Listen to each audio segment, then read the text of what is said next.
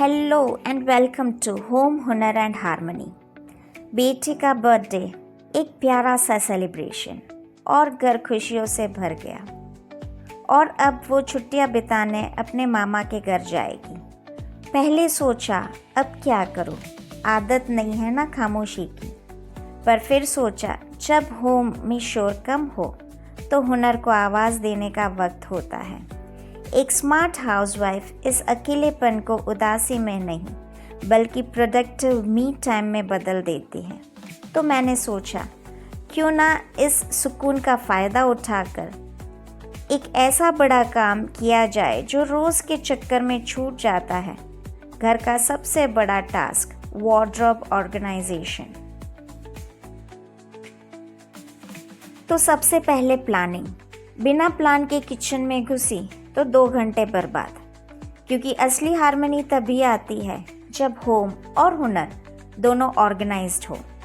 तो मैंने क्या किया, एक ही बार में 2 टाइम का खाना सेट कर दिया और दोनों ही टाइम गर्मा गर्म ही मिलेगा।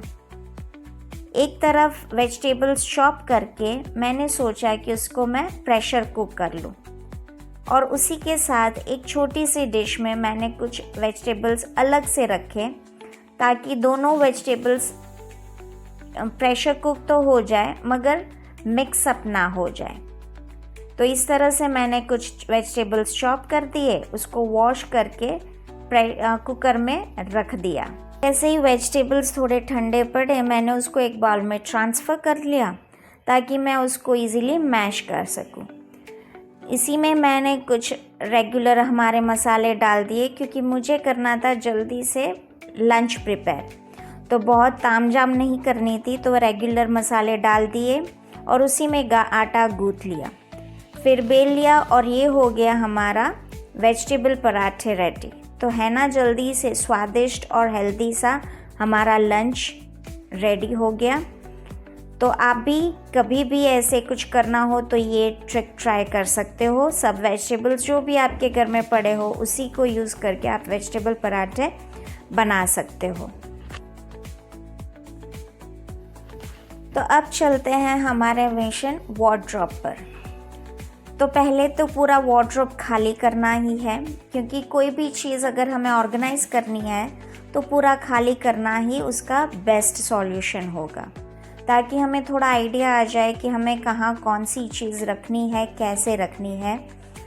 और फिर मैंने उसको अच्छी तरह से साफ़ कर लिया ताकि दूसरी बार हमें कुछ देखना ना पड़े और ये इंटैक्ट ऐसा ही रहे। तो मैंने उसका एक सॉल्यूशन बना के ही रखा है, उसमें स्प्रे बॉटल में भर के रखती हूँ और फिर मैंने उसको पूरा क्लीन कर दिया। तो अब सॉल्यूशन लाना था एक यूनिवर्सल प्रॉब्लम का।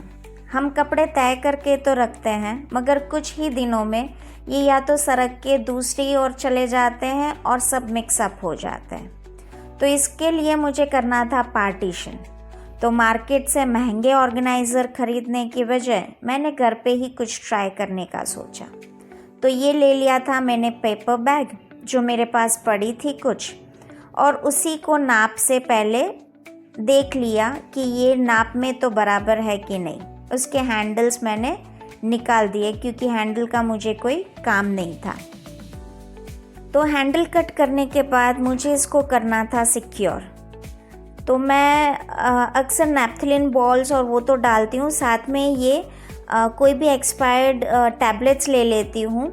और मेरे पास पेपर बैग तो रेडी था ही, तो उसी में मैंने डाल दिया और थोड़ा सा टेल्कम पाउडर भी डाल दिया ताकि हमारा जो वार्डरोब है वो महकता रहे।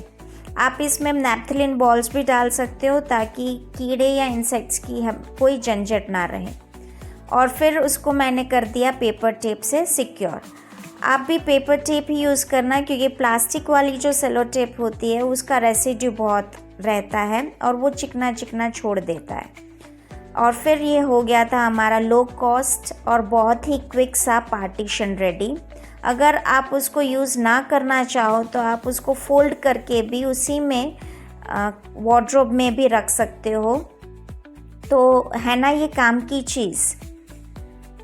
ये है वेस्ट मटेरियल से बेस्ट स्पेस यूटिलाइजेशन का हुनर। तो इस तरह से मैंने बाकी के पार्टीशन भी लगा दिए, तो हो गया ना ये एकदम चकाचक। तो अभी ना ही कोई मिक्स होगा और ना ही गिरेंगे। अभी दूसरा जो यूनिवर्सल प्रॉब्लम है, पर्सेस। हम लेडीज़ के पास पर्सेस तो ढेर सारे होते हैं, मगर जब इवेंट के अनुसार हम उसे ढूंढना चाहें तो हमें उसे ढूंढने में ही 15-20 मिनट चली जाती है। तो उसको इजीली कैसे ऑर्गेनाइज करने का सोचा। मेरे पास ये कार्डबोर्ड बॉक्स पड़ा था, मगर वार्डरोब में कुछ वो बड़ा हो रहा था थोड़ा सा, तो एग्जैक्ट मेजरमेंट लेके मैंने उसको कर दिया कट।